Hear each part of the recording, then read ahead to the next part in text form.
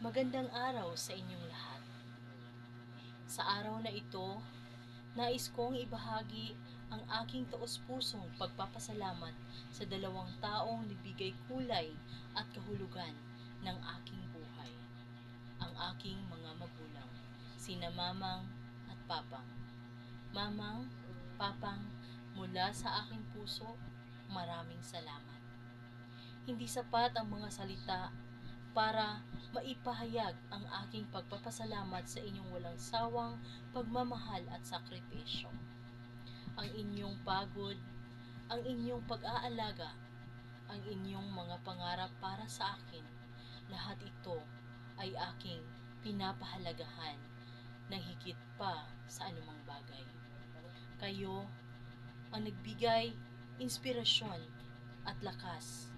Mahal na mahal ko po kayo at pangako ko, babawi ako sa inyo. Naaalala ko pa noon ang mga gabing puyat kayo para lang magawa ang mga bagay na nagpapasaya sa amin.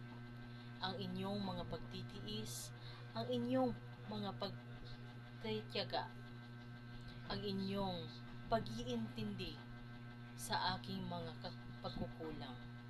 Lahat ito ay nag-iwan ng malalim na marka sa puso ko. Kayo ang aking haligi, ang aking gabay sa gitna ng unos. Muli, maraming salamat at nagmamahal sa inyo ang inyong anak. Mahal na